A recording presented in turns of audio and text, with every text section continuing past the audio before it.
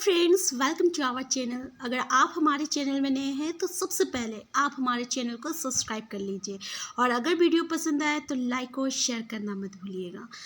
आज का क्लास है क्लास 10 का chapter 1 chemical reaction and equation.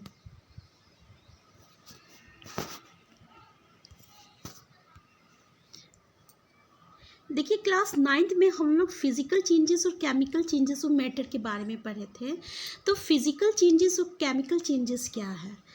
Physical changes में क्या होता है ना कि मैटर जो है एक स्टेट से दूसरे स्टेट में चेंज हो रहा है। मैटर जो है एक स्टेट में दूसरे स्टेट में चेंज करता है, ठीक है। जैसे कि आपका melting of ice melting of ice में क्या हो रहा है, ये सॉलिड स्टेट जो है ये किस पे कन्वर्ट हो रहा है, आपका लिक्विड स्टेट में कन्वर्ट हो रहा है, ठीक है। सॉलिड स्टेट जो है ये लिक्विड स्टेट में कन्वर्ट हो रहा है, लेकिन इसमें कोई न्यू प्रोडक्ट नहीं बन रहा है, बन रहा है और इसलिए इसकी जो केमिकल आइडेंटिटी जो होती है ना वो चेंज नहीं होता है। केमिकल आइडेंटिटी जो है ये चेंज नहीं होता है, ठीक है। तो no change in chemical identity और कोई न्यू प्रोडक्ट भी नहीं बन रहा है, नो न्यू प्रोडक्ट,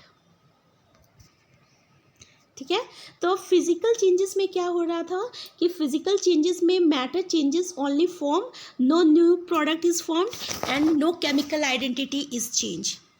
जस्ट इसके अपोजिट क्या होता है कि केमिकल चेंजेस में जब भी कोई केमिकल चेंज होता है ना तो केमिकल रिएक्शन होता है, और जब भी कोई केमिकल रिएक्शन होता है तो क्या होता है, एक न्यू प्रोडक्ट बनता है। क्या होता है, एक न्यू प्रोडक्ट बनता है, और जब न्यू प्रोडक्ट बनता है ना तो उसकी केमिकल आइडेंटिटी जो होती है ना वो पूरी तरह से चेंज हो जाता है, ठीक है। तो फिजिकल चेंजेस और केमिकल चेंजेस में क्या अंतर है कि फिजिकल चेंजेस में कोई न्यू प्रोडक्ट का फॉर्मेशन नहीं हो रहा है और इसकी जो केमिकल आइडेंटिटी है वो चेंज नहीं होता है, ठीक है। इसमें केवल जो है मैटर जो है केवल फॉर्म चेंजेस कर रहा है, जबकि केमिकल चेंजेस में क्या होता है, केमिकल रिएक्शन होता है और इसमें आपका एक न्यू प्रोडक्ट का फॉर्मेशन होता है और इसलिए उसकी केमिकल आइडेंटिटी भी जो होती है वो चेंज होती है, ठीक है। जैसे कि रस्टिंग ऑफ आयरन, ठीक है। रस्टिंग ऑफ आयरन ये क्या है आपका, इसमें आपका क्या हो रहा है, एक न्यू प्रोडक्ट बन रहा है, केमिकल रिएक्शन हो रहा है। लेकिन मेल्टिंग ऑफ आइस में क्या होता है, इसमें कोई केमिकल रिएक्शन नहीं होता है, ठीक है। इसमें कोई न्यू प्रोडक्ट नहीं बन रहा है, इसकी केमिकल आइडेंटिटी चेंज नहीं हो रही है। तो ये कैसा चेंजेस होता है, ये फिजिकल चेंजेस होता है। और रस्टिंग ऑफ आयरन कैसा चेंजेस है, तो ये आपका केमिकल चेंजेस है।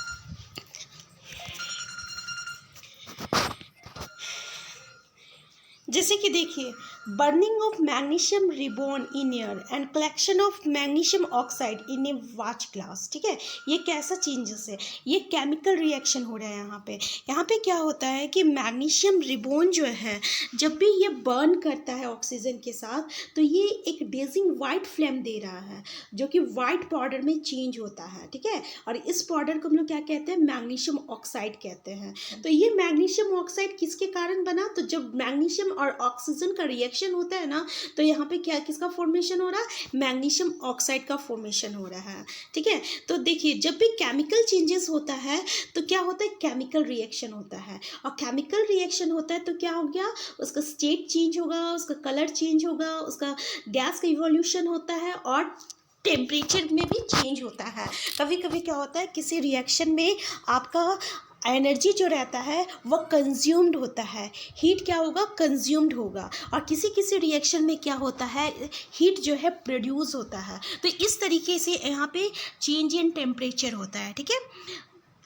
अब ये देखिए, take a few zinc granules in a conical flask or a test tube, add dilute hydrochloric acid or sulfuric acid to this. Zinc granules जो है अगर ये डाइल्यूट हाइड्रोक्लोरिक एसिड के साथ रिएक्ट करेगा तो ये क्या देगा, आपका जिंक क्लोराइड देगा, ठीक है। और हाइड्रोजन गैस इवोल्यूट हो, हाइड्रोजन गैस यहाँ क्या हो रहा, आपका इवोल्यूशन हो रहा है, ठीक है। तो इस रिएक्शन में किसका इवोल्यूशन हो रहा है, गैसेस का इवोल्यूशन हो रहा है। तो इस तरीके से केमिकल रिएक्शन हो रहा है तो क्या हो रहा है आपका, इवोल्यूशन हो रहा है, किसका, गैसेस का इवोल्यूशन हो रहा है, ठीक है। तो एक्टिविटी 1.3 में हम लोग क्या देखें कि यहाँ गैस का इवोल्यूशन हो रहा है, ठीक है। और जैसे मैग्नीशियम जो है अगर आपका ऑक्सीजन के साथ रिएक्ट कर रहा था तो ये क्या दे रहा था, आपका मैग्नीशियम ऑक्साइड दे रहा था, ठीक है ना। तो ये जो मैग्नीशियम ऑक्साइड है आपका, मैग्नीशियम ऑक्साइड जो है जब भी चेंज हो रहा था यहाँ पे, तो ये जो मैग्नीशियम ऑक्साइड का जो फॉर्मेशन हो रहा था, तो ये जब रिएक्शन हो रहा था तो क्या दे रहा था, वाइट फ्लेम प्रोड्यूस हो रहा था। क्या प्रोड्यूस हो रहा था, वाइट फ्लेम प्रोड्यूस हो रहा था। तो यहाँ पे क्या हो रहा था, कलर का चेंजेस हो रहा था, ठीक है। किसका चेंज हो रहा था, कलर का चेंजेस हो रहा है, ठीक है। तो अब देखते हैं नेक्स्ट एक्टिविटी में, एक्टिविटी 1.2 में ये क्या किया है कि लीड नाइट्रेट सॉल्यूशन लिया है एक टेस्ट ट्यूब में, उसमें कुछ पोटासियम आयोडाइड सॉल्यूशन दिया है। तो ये रिएक्शन कैसे है आपका, लीड नाइट्रेट क्या है, PbNO3 ये लीड नाइट्रेट है, ठीक है। ये एक्वस सॉल्यूशन में है, किस स्टेट में है, एक्वस स्टेट में है। और पोटासियम आयोडाइड ये किस स्टेट में है, तो ये भी एक्वस स्टेट में है। ये जब रिएक्शन होगा तो ये क्या देगा, आपका लीड आयोडाइड देगा जो कि आपका सॉलिड स्टेट में है, और क्या देगा, पोटासियम नाइट्रेट देगा KNO3, ठीक है। ये क्या दे रहा है आपका, ये क्या है, एक्वस स्टेट में। यहाँ पे क्या हो रहा है, स्टेट चेंजेस हो रहा है, ठीक है। देखिए सब एक्वस स्टेट में है, तो जब प्रोडक्ट बन रहा था सॉलिड स्टेट दे रहा था, एक्वस स्टेट दे रहा था, तो यहाँ पे स्टेट का भी चेंज हो रहा है। So what happens during a chemical reactions? The following thing happens during a chemical reaction, that is the change in state, change in color, evolution of a gas, and change in temperature. The next topic is chemical equation. जब chemical reaction जो है अगर वो sentence में है, अगर उसको हम लोग वर्ड इक्वेशन में लिखते हैं, जैसे कि आपका मैग्नीशियम और ऑक्सीजन जो है आपका रिएक्ट कर रहा है, तो ये क्या दे रहा है, मैग्नीशियम ऑक्साइड दे रहा है, ठीक है। तो जब भी कोई केमिकल इक्वेशन हम लोग लिखते हैं तो इसके लिए दो चीज़ इंपॉर्टेंट होना चाहिए। एक चीज़ होता चाहिए रिएक्टेंट, एक चीज़ होता है प्रोडक्ट। रिएक्टेंट क्या होता है, रिएक्टेंट वो सब्सटेंस होता है जो कि आपका केमिकल रिएक्शन में पार्टिसिपेट हो रहा है, यानी the substance that undergo the chemical change in the reaction, that is magnesium and oxygen are the reactant, ठीक है। यानी वो सब्सटेंस जो कि आपका केमिकल रिएक्शन में पार्टिसिपेट हो रहा है वो क्या कहलाता है, रिएक्टेंट कहलाता है। और जो न्यू सब्सटेंस बनता है केमिकल रिएक्शन के कारण, ये जो केमिकल रिएक्शन हो रहा है उसके कारण जो न्यू सब्सटेंस बन रहा है यानी मैग्नीशियम ऑक्साइड, ठीक है, उसको हम लोग क्या कहते हैं, प्रोडक्ट कहते हैं। तो the new substance is magnesium oxide form during the reaction as a product. तो देखिए जब दो और या टू या उससे ज़्यादा जब आपका एलिमेंट रहता है या सब्सटेंस होता है आपका रिएक्टेंट में, तो उसको हम लोग पॉजिटिव साइन दे के लिखते हैं। जैसे कि मैग्नीशियम और ऑक्सीजन दो है तो इसके बीच में हम लोग प्लस साइन लगाए, ठीक है। और मैग्नीशियम ऑक्साइड यहाँ पे है तो यहाँ पे एक ही था, लेकिन इससे ऊपर जो रिएक्शन हम लोग बनाए थे, अगर दो ज़्यादा प्रोडक्ट भी अगर दो रहेगा तो हम लोग प्लस करके हम लोग प्रोडक्ट को भी लिख सकते हैं। तो इस तरीके से हम लोग रिएक्टेंट और प्रोडक्ट को लिखते हैं। अगर दो या दो से ज़्यादा हो तो पॉजिटिव साइन दे के लिखेंगे, और रिएक्टेंट में भी और प्रोडक्ट में भी। Next topic, writing a chemical equation. देखिए ये जो केमिकल इक्वेशन है ना, इसको हम लोग अगर केमिकल फॉर्मूला यूज़ करते हैं ना तो इसको और भी कॉन्साइज और यूज़फुल बनाया जा सकता है। यानी केमिकल इक्वेशन को हम लोग मोर कॉन्साइज और यूज़फुल बनाते हैं जब हम लोग केमिकल फार्मूला यूज़ करते हैं। वर्ड की जगह अगर हम लोग केमिकल फार्मूला यूज़ करते हैं तो केमिकल इक्वेशन जो रहता है ये क्या रिप्रेजेंट करता है, ये किसी भी केमिकल रिएक्शन को रिप्रेजेंट करता है। यानी केमिकल रिएक्शन को कौन रिप्रेजेंट करता है, तो केमिकल इक्वेशन रिप्रेजेंट करता है, ठीक है।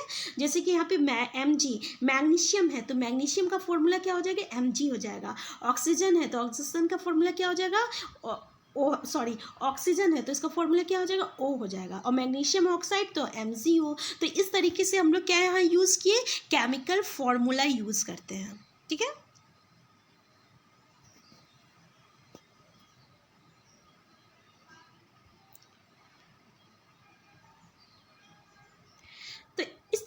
केमिकल इक्वेशन को हम लोग स्केलेटल केमिकल इक्वेशन बोलते हैं फॉर ए रिएक्शन, या क्या क्या बोलेंगे इसको हम लोग, skeletal chemical equation for a reaction. जैसे कि ये जो इक्वेशन है ना जिसमें हम लोग फॉर्मूला यूज़ किए हैं, ये क्या है आपका स्केलेटल केमिकल इक्वेशन है for the burning of magnesium in air या इन ऑक्सीजन।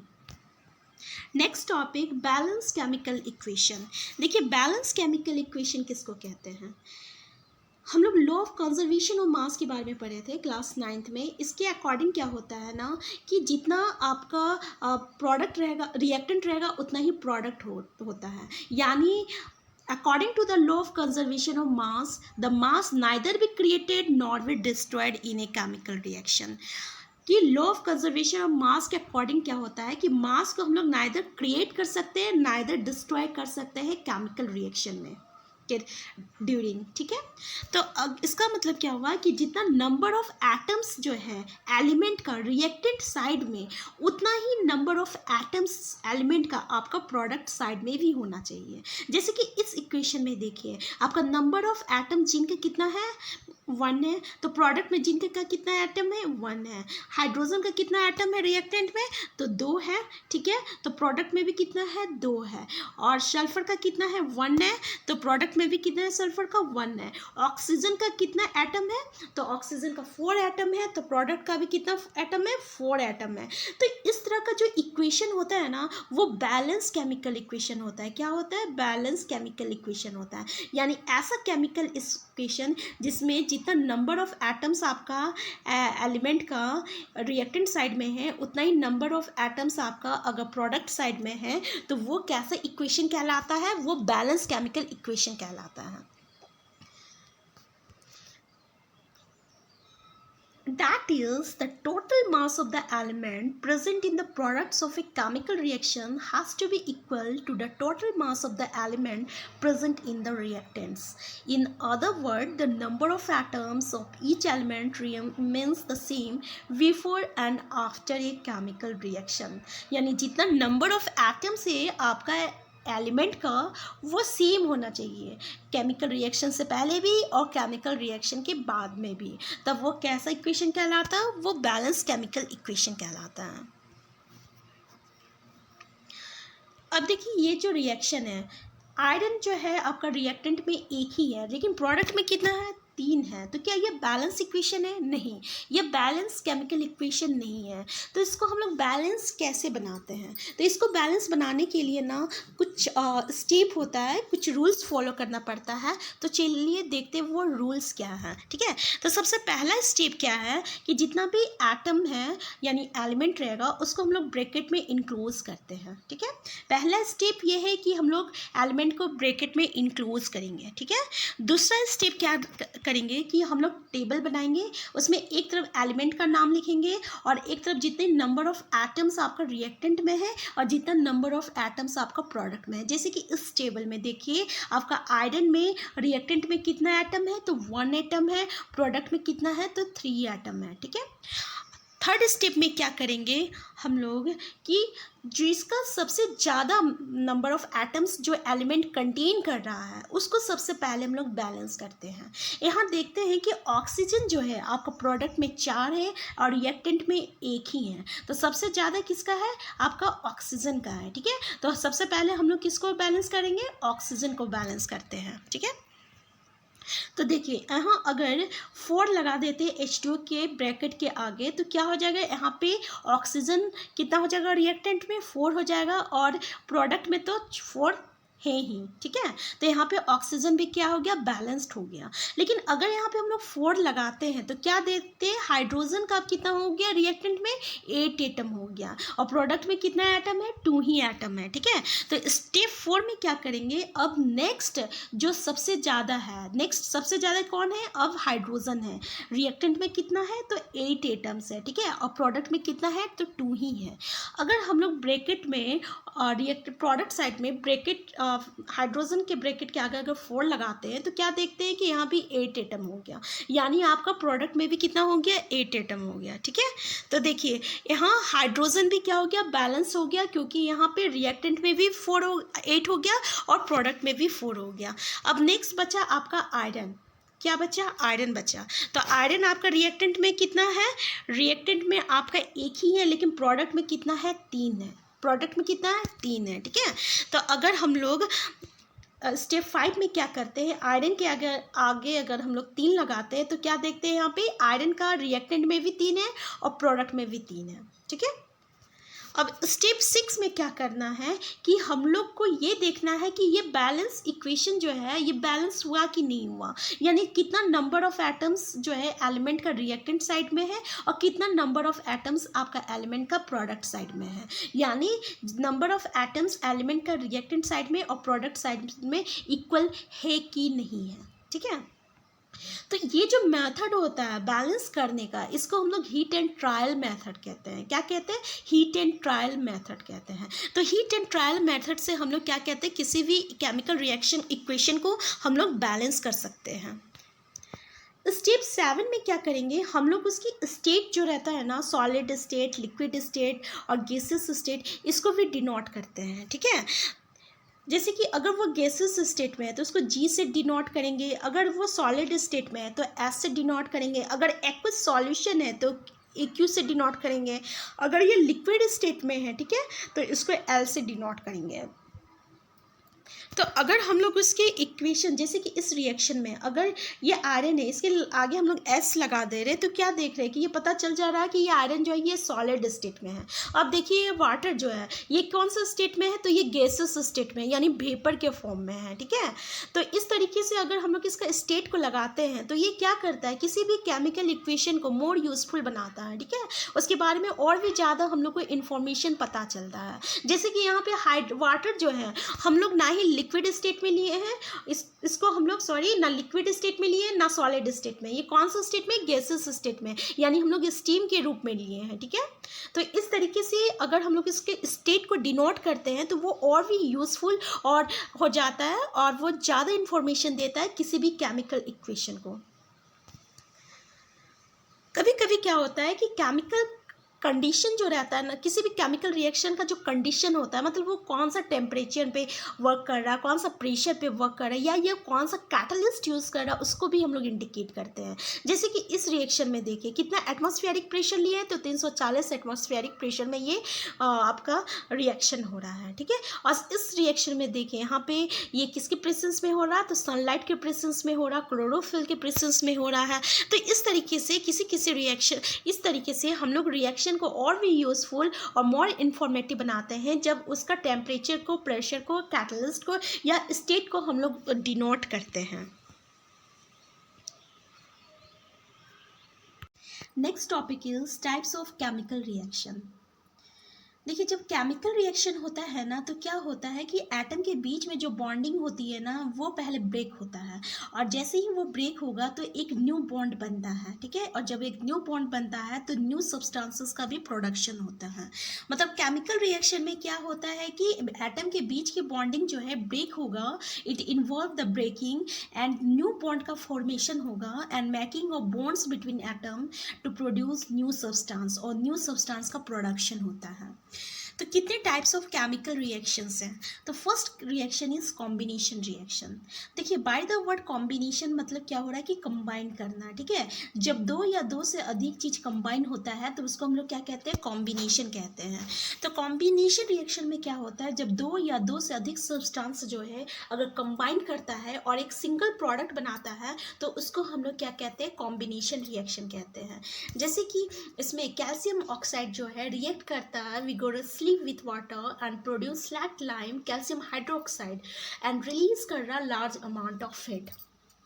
तो इस रिएक्शन में क्या हो रहा है कि कैल्शियम ऑक्साइड एंड वाटर जो है कंबाइन करता है और एक single product calcium hydro oxide बना रहा है। तो ऐसा रिएक्शन जिसमें एक सिंगल प्रोडक्ट बनता है फ्रॉम टू और more reactant is known as a combination reaction, ठीक है। तो कॉम्बिनेशन रिएक्शन क्या हुआ, ऐसा रिएक्शन जिसमें दो या उससे ज़्यादा सब्सटेंस जो है या रिएक्टेंट जो है कंबाइन करता है और एक सिंगल प्रोडक्ट बनता है। जैसे कि यहाँ पे कैल्शियम क्विक लाइम और वाटर जो है कंबाइन कर रहा, तो ये स्लैक्ट लाइम दे रहा है, एक सिंगल प्रोडक्ट दे रहा। तो ऐसे रिएक्शन को हम लोग क्या कहेंगे, कॉम्बिनेशन रिएक्शन कहेंगे। देखिए ये जो रिएक्शन है ना, ये दो प्रकार का होता है। एक होता है एंडोथर्मिक रिएक्शन होता है, यानी एक होता है एक्सोथर्मिक रिएक्शन, एक होता है एंडोथर्मिक रिएक्शन। ठीक है, तो एक्सोथर्मिक रिएक्शन में क्या होता है ना, लार्ज अमाउंट ऑफ हीट जो है यहाँ पे प्रोड्यूस होता है, हीट आपका प्रोड्यूस्ड होता है। ठीक है, तो ऐसा रिएक्शन जिसमें हीट प्रोड्यूस्ड हो रहा है उसको हम लोग एक्सोथर्मिक रिएक्शन कहते हैं। जैसे कि देखिए इस कॉम्बिनेशन रिएक्शन में आपका जब कैल्शियम ऑक्साइड और वाटर जो है कंबाइन करता है, स्लैक लाइन का फॉर्मेशन कर रहा, तो लार्ज अमाउंट ऑफ हीट जो है प्रोड्यूस्ड हो रहा है। तो इस ये कैसा रिएक्शन है, तो ये आपका एक्सोथर्मिक रिएक्शन है, क्योंकि यहाँ पे हीट जो है ये प्रोड्यूस्ड हो रहा है। ठीक है, कैसा रिएक्शन हुआ, एक्सोथर्मिक रिएक्शन हुआ।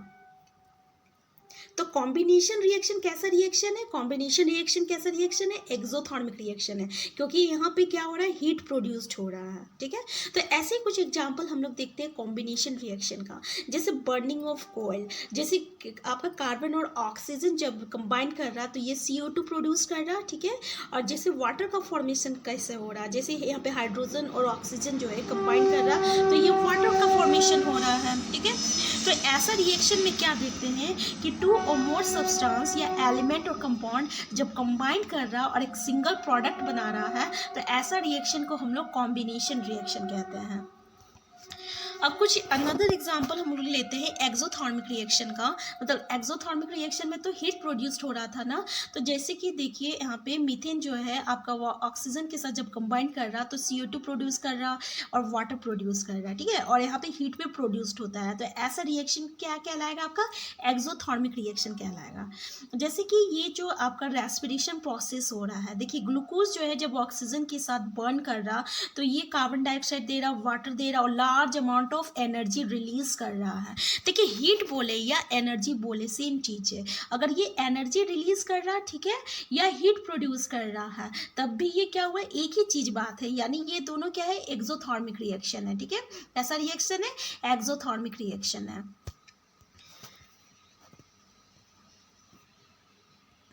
देखिए decomposition of vegetable matter into compost is also an example of exothermic reaction. Vegetable matter का अगर डिकम्पोजिशन हो रहा, कंपोस्ट में ये कन्वर्ट हो रहा, तो ये भी कैसा एग्जांपल है, तो ये एक्सोथर्मिक रिएक्शन है। नेक्स्ट रिएक्शन है आपका डिकम्पोजिशन रिएक्शन। देखिए डिकम्पोजिशन से ही पता चल रहा है डिकम्पोज हो रहा है, मतलब टूट रहा है। ठीक है, तो जब एक सिंगल सब्सटेंस जो है आपका टूटता है, डिकम्पोज होता है, या दो से अधिक सब्सटेंसेस का फॉर्मेशन हो रहा है, तो ऐसे रिएक्शन को हम लोग डिकम्पोजिशन रिएक्शन कहते हैं। जैसे कि यहाँ पे देखिए फेरस सल्फेट में जब हम लोग हीट देंगे, ठीक है, यहाँ पे हीट जो है आपका कंज्यूम हो रहा है, तब ये फेरिक ऑक्साइड दे रहा और SO2 दे रहा और SO3 दे रहा, सल्फर डाइऑक्साइड दे रहा और सल्फर ट्राइऑक्साइड दे रहा है। ठीक है, तो यहाँ पे क्या होता है, आपका हीट जो है कंज्यूम हो रहा है, और जब हीट कंज्यूम होता है तो ये फेरस सल्फेट जो है ये डिकम्पोज कर रहा है, मतलब टूट रहा है, और जब ये टूट रहा है तो ये क्या दे रहा, फेरिक ऑक्साइड दे रहा, सल्फर डाइऑक्साइड दे रहा और सल्फर ट्राइऑक्साइड दे रहा। ठीक है, तो ऐसा रिएक्शन को हम लोग क्या कहेंगे, डिकम्पोजिशन रिएक्शन कहते हैं। क्या कहेंगे, डिकम्पोजिशन रिएक्शन कहते हैं। यहाँ देखिए डिकम्पोजिशन हो रहा है कैल्शियम कार्बोनेट का, तो ये क्या दे रहा है, कैल्शियम ऑक्साइड दे रहा और कार्बन डाइऑक्साइड दे रहा है। जैसे कि इससे ऊपर वाला रिएक्शन में क्या हो रहा था, ये कंबाइन हो रहा था, तो ये आपका ये कंबाइन होता है तो ये कैल्शियम कार्बोनेट देगा, तो ये कैसा रिएक्शन होगा, ये आपका कॉम्बिनेशन रिएक्शन होगा। लेकिन इसमें देखिए ये कैल्शियम कार्बोनेट जो है, ये जब हीट इसमें हम लोग अप्लाई करेंगे, हीट ये जब कंज्यूम करेगा तो ये आपका ब्रेक करता है और कैल्शियम ऑक्साइड दे रहा और कार्बन डाइऑक्साइड दे रहा। ठीक है, तो यहाँ पे क्या हो रहा है, डिकम्पोजिशन हो रहा है, किसका, लाइमस्टोन का डिकम्पोजिशन हो रहा है। ठीक है, तो ये भी कैसा रिएक्शन है, डिकम्पोजिशन रिएक्शन है। तो decomposition of calcium carbonate to calcium oxide and carbon dioxide on heating is an important decomposition reaction used in various industries. अब कैल्शियम ऑक्साइड को हम लोग क्या कहते हैं, क्विक लाइम भी कहते हैं, और इसका बहुत सारे यूजेस है। ठीक है, एक यूजेस क्या है इसका, सीमेंट का मैन्युफैक्चर में यूज होता है। ठीक है, तो when A decomposition reaction is carried out, जब भी कोई डिकम्पोजिशन रिएक्शन होता है, ठीक है, तो ये बहुत सारा हीट को कंज्यूम करता है, और इसको हम लोग क्या कहते हैं, थर्मल डिकम्पोजिशन कहते हैं। तो थर्मल डिकम्पोजिशन क्या कहलाता है, जब कोई रिएक्शन जो है अगर वो हीट के प्रेजेंस में होता है तो वो थर्मल डिकम्पोजिशन होता है। When A decomposition reaction is carried out by heating it is called thermal decomposition. जैसे कि इस रिएक्शन में आपका कैल्शियम कार्बोनेट जो है अगर इसमें हीट अप्लाई हो रहा है तभी ये ब्रेक कर रहा और कैल्शियम ऑक्साइड और कार्बन डाइऑक्साइड दे रहा है। अब नेक्स्ट एग्जांपल लेते हैं हम लोग थर्मल डिकम्पोजिशन का। ठीक है, देखिए इसमें क्या हो रहा है, लीड नाइट्रेट जो है आपको जब हीट अप्लाई करेंगे तब ये क्या दे रहा है, लीड ऑक्साइड दे रहा है, नाइट्रोजन डाइऑक्साइड दे रहा है और ऑक्सीजन दे रहा है। ठीक है, तो रिएक्शन जो था ये दो प्रकार का था, एक था एक्सोथर्मिक रिएक्शन, एक था एंडोथर्मिक रिएक्शन। तो एंडोथर्मिक रिएक्शन में क्या हो रहा था, आपका हीट जो है आपका कंज्यूम हो रहा है। यहाँ पे हीट क्या हो रहा है, कंज्यूम हो रहा है। मतलब अगर हम लोग हीट अप्लाई करते हैं तभी यहाँ पे क्या होता है, डिकम्पोजिशन होता है। तो डिकम्पोजिशन रिएक्शन कैसा रिएक्शन है, डिकम्पोजिशन रिएक्शन एंडोथर्मिक रिएक्शन है, क्योंकि यहाँ पे हीट हम लोग जब अप्लाई कर रहे हैं तभी ये डिकम्पोज हो रहा है।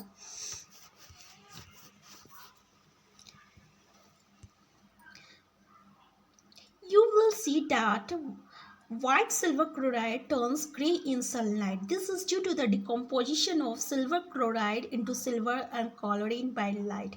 देखिए ये जो सिल्वर क्लोराइड है, जैसे इसमें लाइट फॉल होता है या लाइट के प्रेजेंस में ये सिल्वर देता है और क्या देता है, क्लोरीन देता है। ठीक है, तो सिल्वर ब्रोमाइड जो है वो भी ऐसे ही वर्क करता है, यानी सिल्वर ब्रोमाइड में भी जब सनलाइट पड़ेगा ये क्या देगा, आपका सिल्वर देगा और ब्रोमीन देगा। तो ये जो रिएक्शन है ये ब्लैक एंड वाइट फोटोग्राफी में हम लोग यूज़ करते हैं। किस में यूज़ करते हैं, ब्लैक एंड वाइट फोटोग्राफी में। We have seen that decomposition reaction require energy either in the form of heat, light और electricity for breaking down the reactant reactions in which energy is observed is known as endothermic reaction. अब देखिए अब हम लोग जैसे पढ़ चुके हैं कि डिकम्पोजिशन रिएक्शन जो है ये हीट को कंज्यूम करता है, या वो लाइट के फॉर्म में हो या इलेक्ट्रिसिटी के फॉर्म में हो या वो सनलाइट के फॉर्म में हो, तभी ये रिएक्टेंट को ब्रेक करता है। ठीक है, तो ऐसा रिएक्शन में जिसमें एनर्जी कंज्यूम्ड होता है या हीट ऑब्जॉर्ब होता है तो उसको हम लोग एंडोथर्मिक रिएक्शन कहते हैं। Next reaction displacement reaction. अब देखिए डिस्प्लेसमेंट मतलब क्या हो रहा है, डिस्प्लेस करना, मतलब एक जो मोर रिएक्टिव एलिमेंट रहेगा ना वो लेस रिएक्टिव एलिमेंट को क्या करेगा, डिस्प्लेस कर देगा। ठीक है, तो ऐसे रिएक्शन को हम लोग डिस्प्लेसमेंट रिएक्शन कहते हैं। जैसे कि why does the iron nail become brownish in colour and the blue colour of copper sulphate solution fades. जब भी कोई आयरन नेल जो रहता है अगर हम लोग उसमें कॉपर सल्फेट सॉल्यूशन में डालते हैं तो वो क्या हो जाएगा, ब्राउन कलर में आ जाता है। ऐसा क्यों होता है, क्योंकि जब भी आयरन जो है अगर कॉपर सल्फेट में डालते हैं तो ये जो आयरन रहेगा ये क्या करेगा, कॉपर को डिस्प्लेस कर देता है और आयरन सल्फेट बनाता है। तो जिसके कारण ये जो कॉपर सल्फेट का जो कलर था ना वो खत्म हो जाता है। ठीक है, और उसका आयरन का कलर आ जाएगा। ठीक है, और ये कॉपर को क्या करेगा, डिस्प्लेस कर देता है। इसमें ये जो आयरन जो है ना ये कॉपर से, ये जो आयरन जो है ये कॉपर से आपका मोर रिएक्टिव एलिमेंट है। आयरन जो है मोर रिएक्टिव एलिमेंट है देन कॉपर, इसलिए ये कॉपर को इजीली क्या कर रहा है, डिस्प्लेस कर दे रहा है और क्या अपना कंपाउंड बना रहा है आयरन सल्फेट। ठीक है, और कॉपर को क्या किया, डिस्प्लेस कर दिया।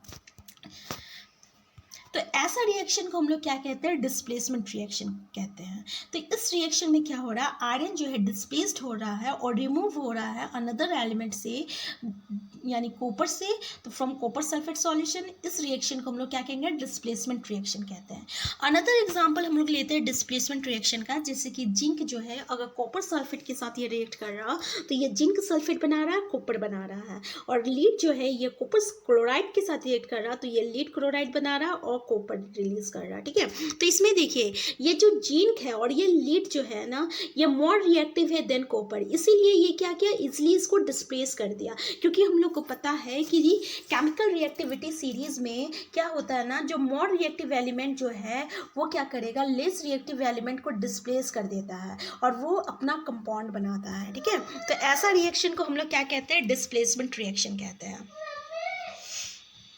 Next topic is double displacement reaction. Double displacement reaction को समझने के लिए हम लोग एक एक्टिविटी परफॉर्म करते हैं। Okay, so take about 3 ml of sodium sulphate solution in a test tube. In another test tube, take about 3 ml of barium chloride solution and mix the two solution. First हम लोग एक test tube में क्या करेंगे, 3 ml लेंगे sodium sulphate solution का, और दूसरे टेस्ट ट्यूब में हम लोग 3 ml लेते हैं बेरियम क्लोराइड सॉल्यूशन को। और जब हम लोग आपस में उसको मिक्स करते हैं तब क्या देखते हैं, you will observe that a white substance which is insoluble in water is formed and this insoluble substance formed is known as a precipitate. Any reaction that produces a precipitate can be called a precipitation reaction.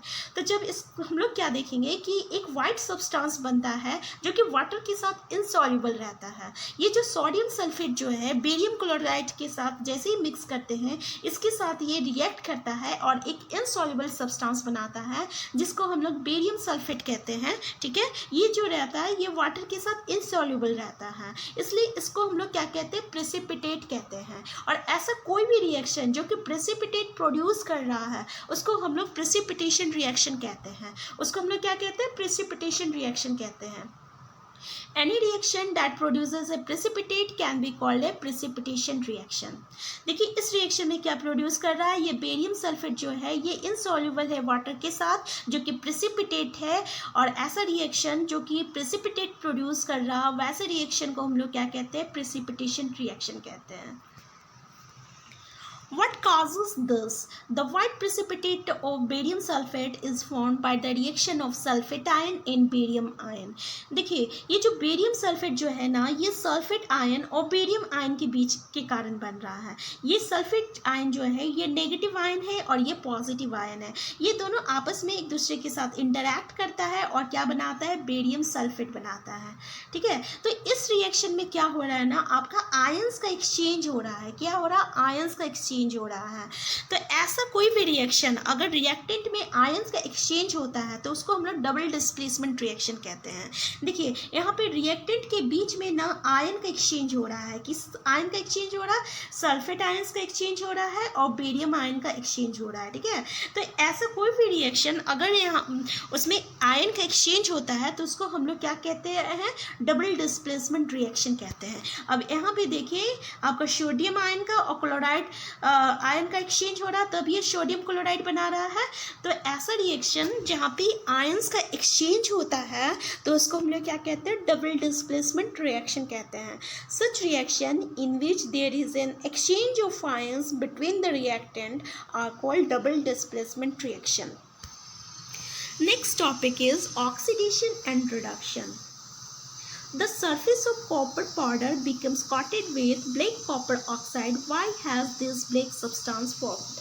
देखिए ये जो copper है ना उसके ऊपर के surface में जो है ये ब्लैक कॉपर ऑक्साइड बनता है। ठीक है, तो ऐसा क्यों बनता है, क्योंकि ये जो कॉपर जो है ना जैसे ही ये ऑक्सीजन के कांटेक्ट में आता है तो ये ऑक्सीजन के साथ रिएक्ट करके कॉपर ऑक्साइड बनाता है। ठीक है, क्या बनाता है, कॉपर ऑक्साइड बनाता है। तो ऐसा कोई भी रिएक्शन जहाँ एडिशन होता है ऑक्सीजन को, उस रिएक्शन को हम लोग ऑक्सीडेशन कहते हैं। और ये जो सब्सटेंस है ये ऑक्सीडाइज्ड होता है। क्या होता है, ऑक्सीडाइज्ड होता है। कैसे, क्योंकि ये ऑक्सीजन गेन करता है। अगर कोई भी सब्सटेंस जो है अगर ये गेन करेगा ऑक्सीजन तो ये क्या कहलाएगा, ऑक्सीडाइज कहलाएगा। तो ये जो कॉपर है ये क्या कहला रहा है, ये ऑक्सीडाइज्ड हो रहा है। ठीक है, और इस रिएक्शन को हम लोग क्या कहते हैं, ऑक्सीडेशन रिएक्शन कहते हैं। If hydrogen gas is passed over this heated material, copper oxide, the black coating on the surface turns brown as the reverse reaction take place and copper is obtained. अगर hydrogen gas हम लोग के साथ इसको treat करते हैं तो ये जो कॉपर ऑक्साइड जो है ना इसका जो ब्लैक कॉटिंग होता है वो ख़त्म हो जाता है और वापस ये ब्राउन में कन्वर्ट हो जाता है, क्योंकि यहाँ पे रिवर्स रिएक्शन हो रहा है। कॉपर ऑक्साइड हाइड्रोजन के साथ जैसे ही रिएक्ट करता है ये क्या होता है, वापस ये कॉपर देता है और वाटर का फॉर्मेशन होता है, ठीक है।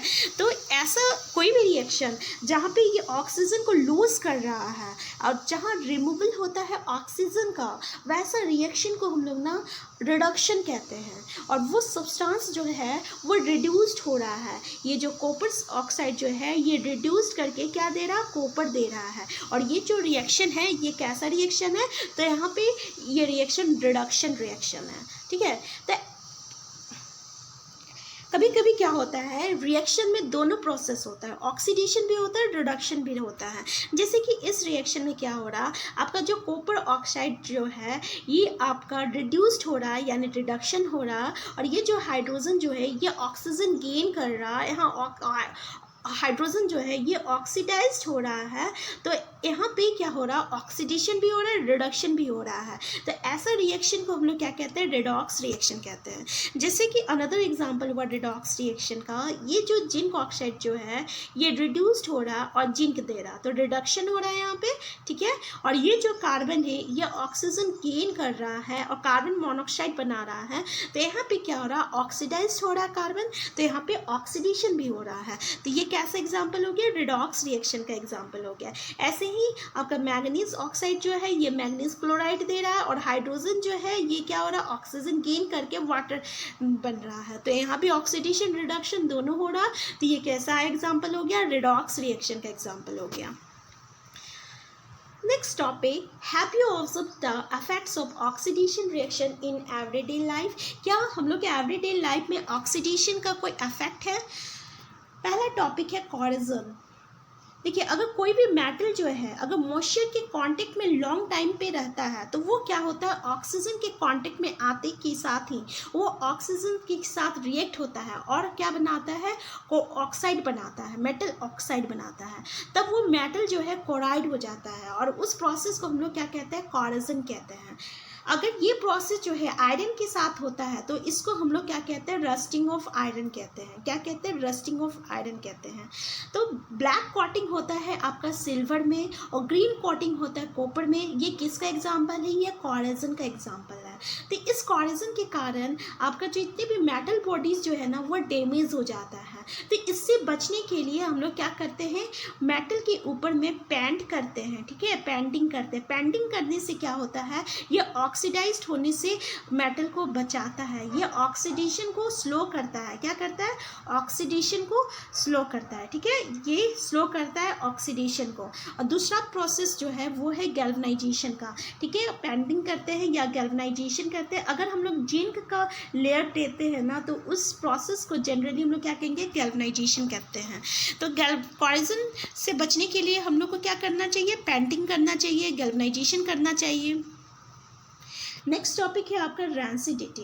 देखिए, ऐसा कोई भी फूड अगर वो ऑयल और फैट कंटेन कर रहा ना, अगर वो लॉन्ग टाइम तक आपका है मॉइस्चर के कांटेक्ट में, तो पता है वो क्या होगा, ऑक्सीजन के साथ ऑक्सीडाइज्ड हो जाता है और वो क्या हो जाएगा, आपका टेस्ट जो है उसका स्मेल, उसका टेस्ट और उसका स्मेल जो है दोनों चेंज हो जाता है और वो फूड जो है वो रैंसिड हो जाता है।